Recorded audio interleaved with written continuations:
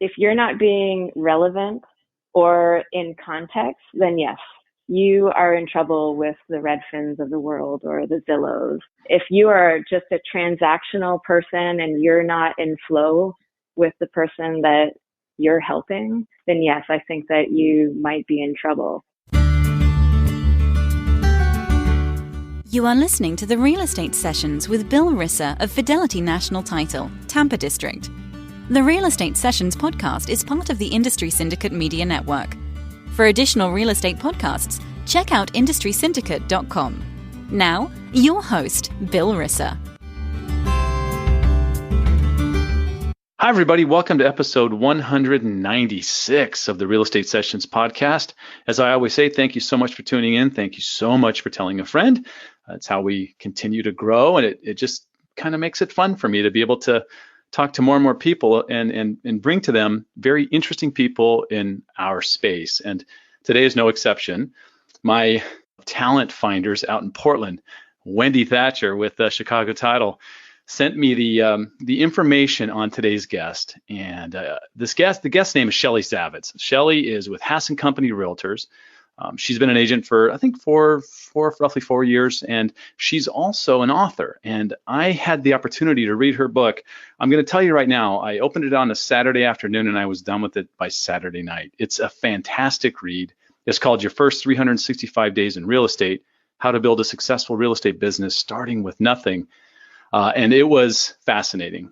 Shelley's a wonderful storyteller. She has a great story to tell. That's a great combination. Shelley, welcome to the podcast.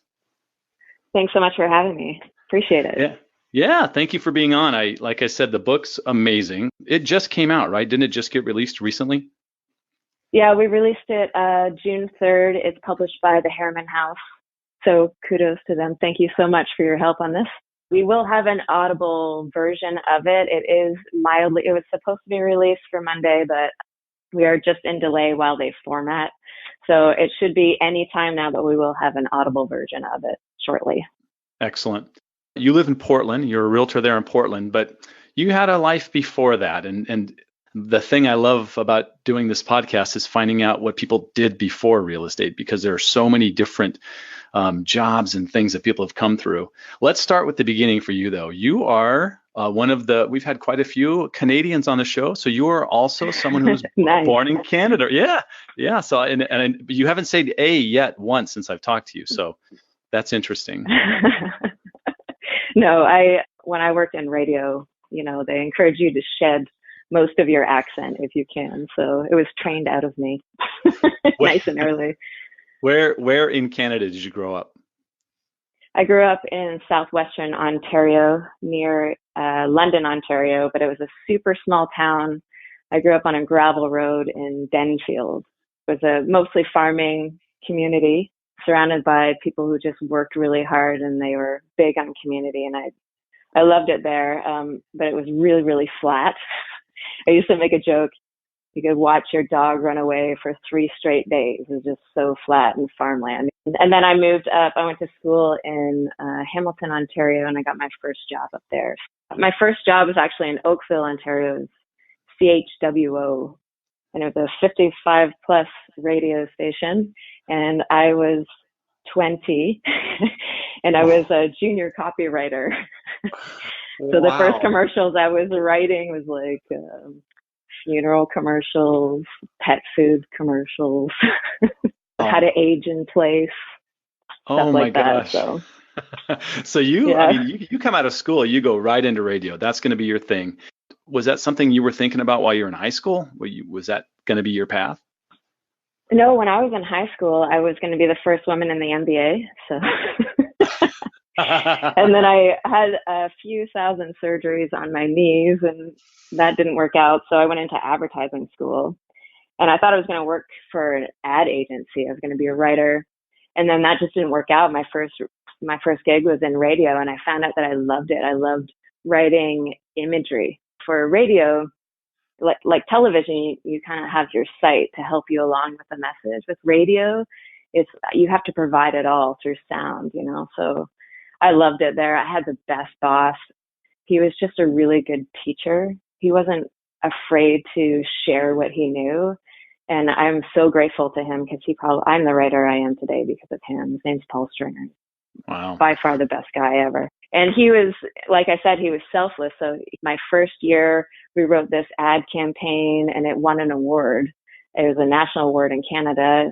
A Crystal Award is what they call it. And I was just blown away that he would even take me on that journey with him. So then wow. I had the itch. I had to stay in it, you know. I was going to say that all of a sudden you're in the business for years after that, which is great. You stayed in Hamilton, Toronto area for a while, but then somewhere along the road, you relocated over to British Columbia, right?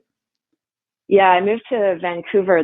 I had this idea that I wanted to be a creative director, and I was way too young to manage people, but I didn't really understand that at the time. And I just packed up everything into 2 hockey bags, just to throw in something Canadian there. And I hauled everything over to Vancouver, and I started a job at The Beat, which was a urban radio station that had just launched. And it didn't take me long. I did end up being creative director there, and I was just in charge of other people being creative. And I couldn't think of anything better than that. You just get to be around people who want to create things. It's just exciting. When you're in your 20s, woo, let's do that. Yeah.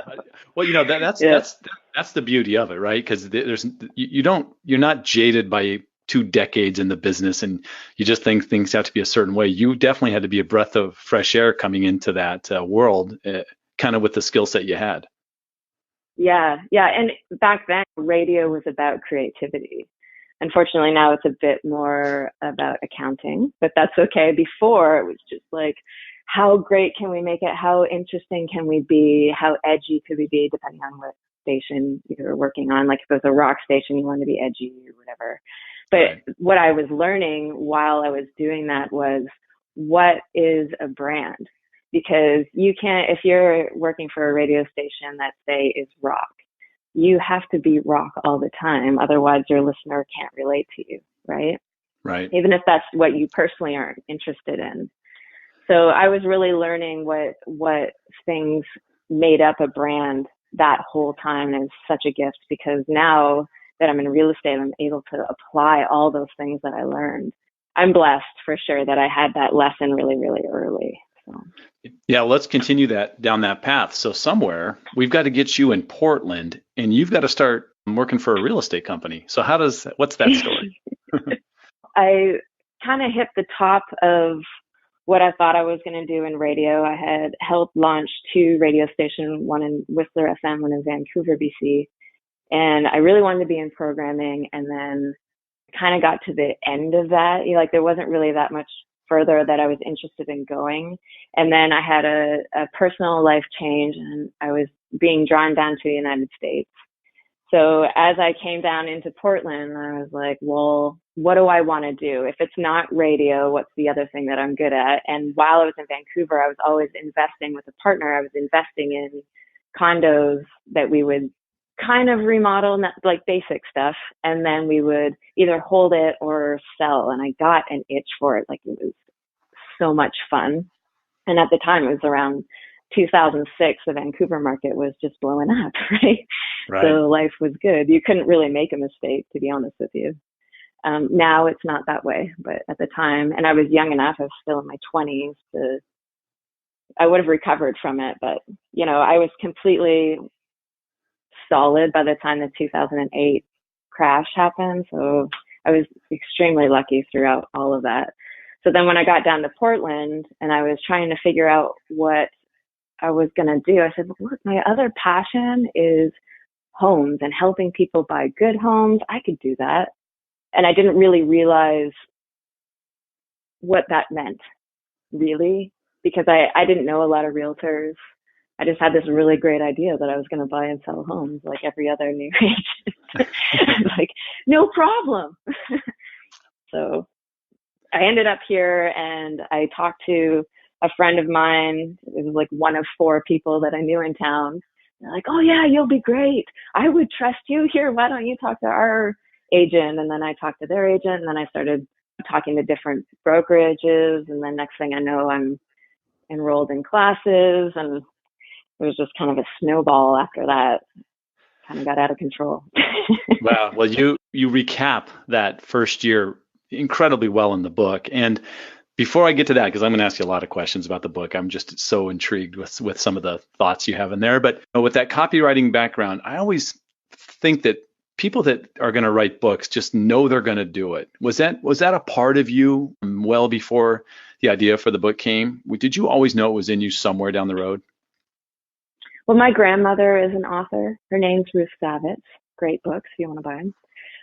Okay. She was kind of just an inspiration for me throughout most of my life. Like, she's an amazing writer. And I kind of felt like she gave me some of that, and anytime I would talk to her when I was in Vancouver and I would talk to her on the phone or by email, she would say, I would tell her what's going on. She said, okay, fine, but are you writing? And I was like, yeah, I'm writing copy. I'm doing this and doing this.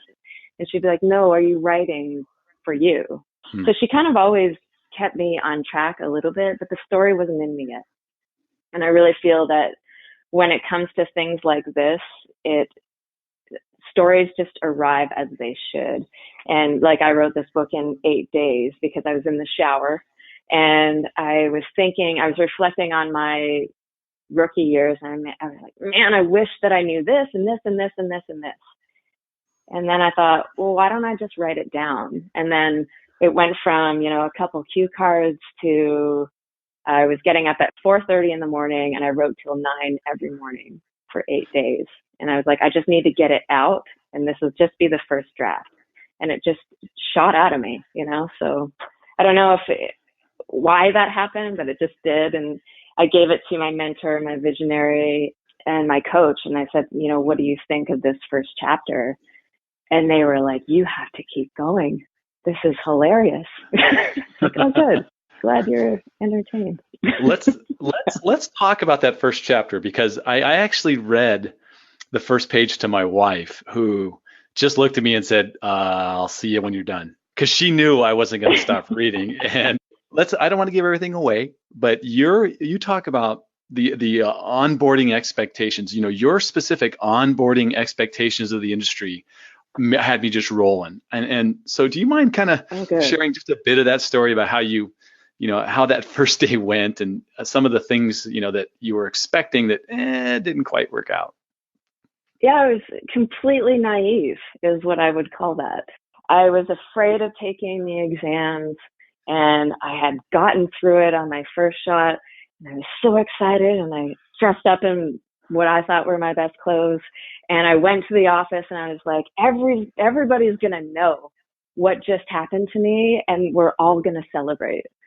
But then when I got to the office, it wasn't that way at all. I was kind of just shown to my desk, and they're like, you're going to share with these other 2 people, and hopefully you make it later, kid, And I was like, whoa, wait. Where's the reception now what do line? I do? Yeah. I was like, come on. I thought that I would have conversations with people and they'd be super excited. But what I didn't realize was I was probably one of 10 agents that might not make it the next 6 months. And they don't want to invest in me. Other agents don't want to invest in me until they know that I actually have the chops. I'm going to stay, because it recycles so quickly. Right. And I didn't realize that the first day. So then these guys that I had met at the new agent meeting came into the office, and I was like, okay, perfect. Now these guys are here and they're going to tell me what I'm supposed to do now. And we talked for about 5 minutes, and then they left. And I was like, oh no, what do I do? And I was like, okay, well, I don't know Portland, so maybe I should learn the neighborhoods. And I kind of gave myself some things to do, but it was terrible. I went home the first day and I was like, I don't know if I can do this, which I'm sure a lot of people feel. You are so on your own in that world. And I've been in the business 20 years from the title side, but just watch that that's just the way it works. And it's the unique, I guess, little boutique brokerage that can change that. And you're seeing more of that, I think, as time goes on, but boy, that's just the norm. You mentioned earlier that your database was 4 people when you moved to Portland. And that has got to be just horrifying as an agent, because that's usually where people start in the business, is their sphere. So I think you talk about in the book that you knew right away that had to change. I had no idea. Because my background wasn't in sales, it was in business, right? So I have a ton of skills in creating, launching businesses, not a lot of skills in sales. So I was like, well, I think I was at the new agent meeting and they were teaching us CRM. They're like, okay, you're going to take your database and you're going to put it in your CRM, and then we're going to teach you how to do consistent touches with newsletters and et cetera. So why don't you guys all just put in your database? And I'm looking around the room. It took me 2 minutes. There's 4 people. Like, what am I going to do? So, and I started to freak out because I realized, okay, well, if I'm going to build a referral business, I need people who want to know me. So how am I going to get people to know me? And one of the traits that I have is that I'm a little bit shy sometimes. I'm not really like, you would never see me at the party being the life of the party. I'm just not that person. And so to get over that shyness, I made it a game. And I was like, okay, well, I need to meet, and I made out the parameters. Like, say it was like, okay, this week I'm going to meet 8 people. I have to have 2 face-to-face meetings with them, and it can't be just, something quick or in a group. Like if they want to know, or if I need them to get to know me, then we need to be one-on-one, because that's where I'm best. And so I made it into a game, and I was slowly growing the database. And it actually happened a lot faster that way, I felt anyways. I don't know what's normal, but it happened very quickly because the more that people got to know me, and I never really talked about real estate. I just talked to them about what I'm passionate about. Like there was never a sell there ever. It was just like, I want to know you. Let's do this. And I started inviting people to my house. And then I was invited to their house, and we just started to grow into a community. And the more that people got to know me, they got to know what my truth was. And I think that's the most important thing when you're building your database. It's not about getting somebody to buy or sell a house with you. It's getting them to know what you care about. And one of the things that I care about is them. So. Yeah, it's that finding your tribe, right? And then once you're building that thing, is keep loving on them, and that's going to create just this snowball effect. We talk about it a lot, but so many people struggle with that concept. Yeah, and I don't know why. I mean, I've talked to agents where they say, I never work with friends and family, and I just don't understand why that would be. And I don't know if it's because they're uncomfortable or worried about losing their connection with them. But if anything, you're taking somebody through like one of the most important experiences of their lifetime financially. Why wouldn't they want to be with somebody they trust? I just don't understand that. I love on my people like crazy. So, yeah. And they matter so much to me. So that's awesome. Yeah. It really looks like the book is built for a new agent. But as I'm reading through there and know what realtors can be like, or things they're struggling with, there's incredible information in there for experienced agents as well. And so I want to find out how you kind of gather that information. And for me, it seems like, because you talked about your coach and your mentor and your visionary, your accountability partner, talk about how those people were really critical in you really, I think, being beyond your years in the business for somebody in their first year. Well, let me start with who those people were to me. Sure. So the coach is your biggest fan. Okay. You're going to hire in somebody who's always in your corner, 100% support. You could be setting the entire world on fire, and they're like, don't worry, we'll figure it out. So that's the coach. The mentor is the person that's running the business that you're going to run later. They are already at the horizon you're looking at. And you're just watching and doing everything they're doing because you're going to eventually build what they have built already. The visionary is somebody you might not interact with maybe at all. They have eyes for the future. They are the people that are kind of pushing our industry to be better. They're designing best practices. And the accountability partner, which isn't a new thing for anybody, the accountability partner is the person that's in the trenches with you. They are looking at the same problems They have similar goals. Like, you don't want an accountability partner that's looking to build a team when you're still just trying to get a few deals a year, you know? So try and find somebody that can relate to the things that are going on. And then I would say that as I was listening to people, I guess that's really what it is. Every time somebody said anything, I was like a sponge. And even if I didn't understand totally what they were saying, or if they told me to do something and I couldn't figure out why that was, I just did it anyway, because they know what they're doing. And I just need to embrace the things that are true about the industry that I don't know yet. Coach always told me, she's like, Shelley, you don't know what you don't know. So you're going to figure it out. You're going to be building your craft as you go. But for right now, just stick with me. So I was so fortunate to know these people. At the time, I didn't have names for them or anything. It was, you know, running by the seat of my pants quite a bit. But I would have to say also, for all four of those people, well, the three, especially the mentor, visionary, and the coach, none of them had to help me. They didn't get anything from it. They literally were running these amazing businesses, and they all turned around to help the rookie come up. And I would say that, like, I don't think that's normal. And I have so much gratitude that they even invested the time that they did in me. I am not who I am. I don't have the business that I have. I don't have this book without them. So I think it's worth saying, you know, you don't get anywhere alone. So those guys are so important to this. So. Are you paying it forward? Well, I would like to say that this book is what that is. Yeah. The president of my company used to, not as much anymore, but when I was in my third year, she would say, can you meet with so-and-so? They're kind of struggling. Can you just have coffee with them? Can you talk to them about your experience? Can you help them at all? They're looking to quit. Can you help them? And it was just meeting after meeting like that and trying to inspire somebody, because I don't have all the knowledge, but I do have the you can do this mentality. Just do this, and this week, and then next week we'll deal with next week. You know what I mean? Right. So I was meeting with these people consistently, and then my business got busy, so I couldn't do both.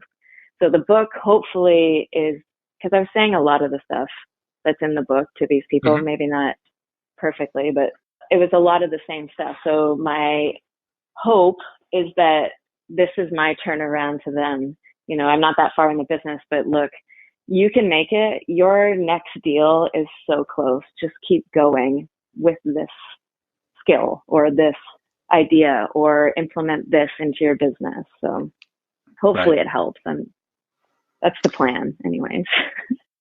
You talk about, you know, mindset and the scarcity versus abundance type of thinking that's out there in this, especially in real estate.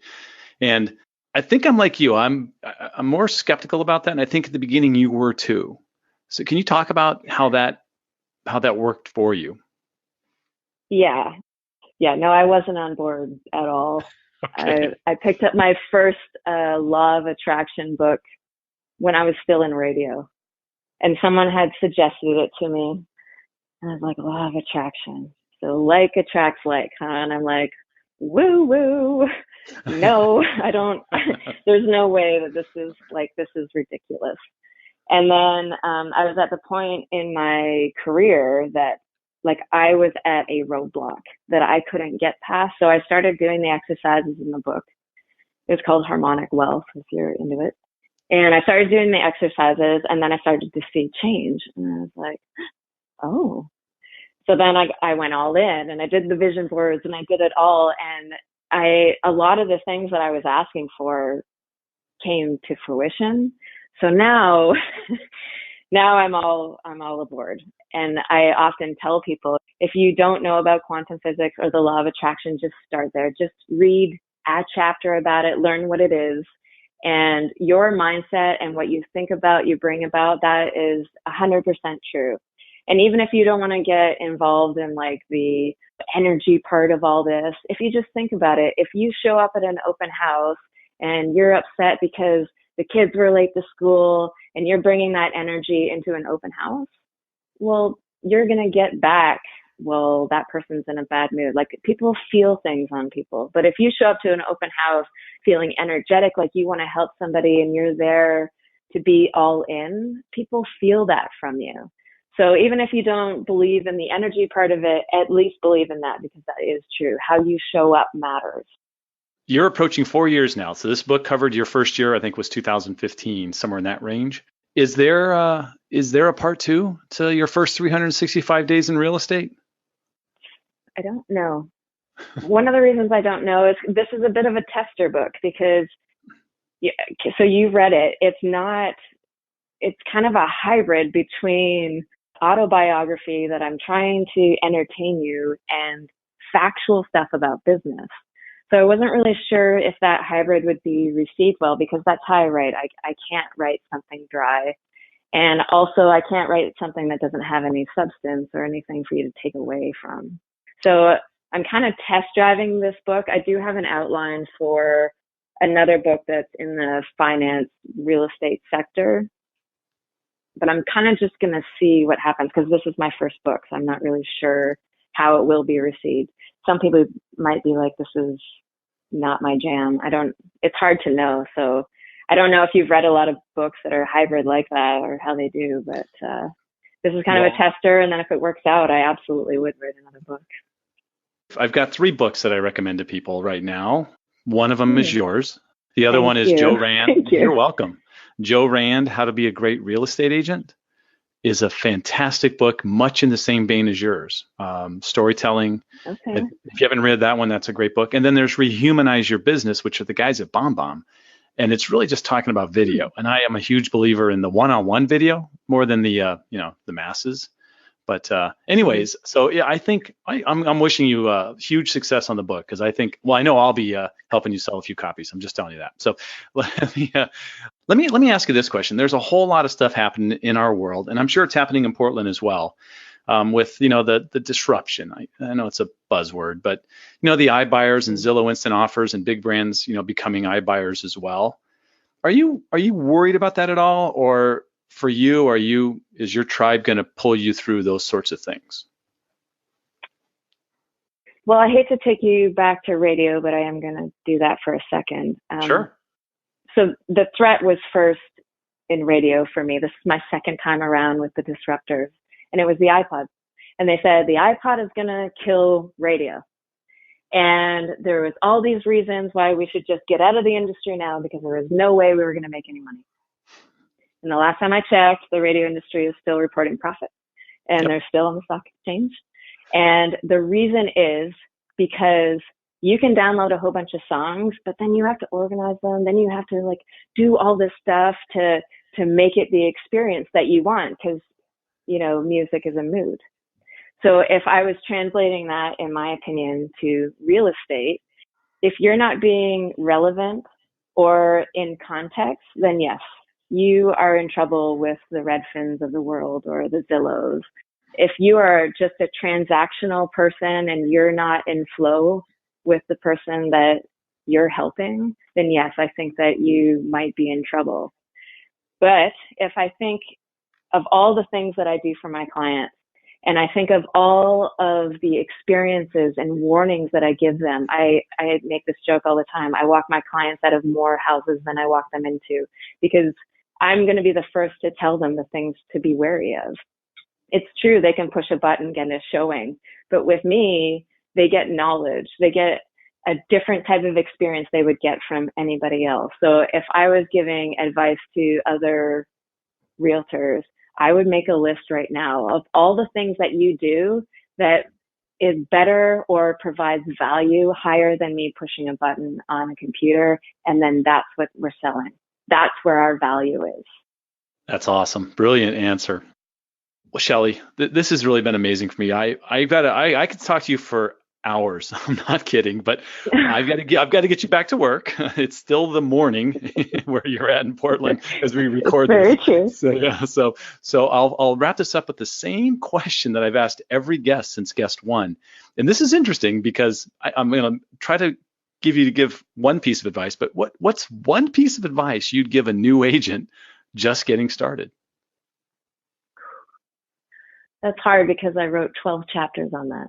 Exactly. One piece of advice would be to think, act, and be a business. You're dealing with one of the biggest investments in someone's life.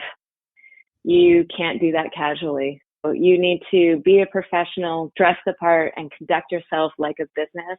Because if you act like that, our entire industry is lifted. If we just go willy-nilly and show up in jeans and like we don't really care, then yeah, Redfin or those Zillows or like it just reduces what we do. So if I could do or spread anything to anybody would be let's lift the level of business that we're doing and act like we are in one. Shelley, if somebody wants to reach out to you, what's the best way for them to do that? Well, there's a website called newrealtor365.com, and I am blogging on that. I send out a blog every Monday at 9 a.m. Pacific time. So you could sign up for that, and basically it's an exercise every Monday that you have to do throughout the week. You can also find us on Instagram. It's newrealtor365 is the handle, and my email is shelley@hassan.com if you just want to chat. Yeah, that's the way to go. And there's some other resources on that website, right? Because you actually show some of the tools you created or used in that first year, right? Yes. So in the resource section, you can download. I actually put it up there as well because the Audible version, obviously, you don't have those sheets. So you can just download them from there. And awesome. Yeah, again, if you want the Audible version, my good friend and narrator, Natalie Stanfield, she was the voiceover and she was hilarious. She just nailed it. So I'm looking forward to people hearing it. She just did such a great job. So.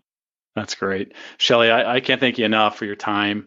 Really continued success. I really hope I get to read more of your books. You are a fantastic writer, and you need to be sharing more of that with the world. Thank you so much. I'm so pleased to be here.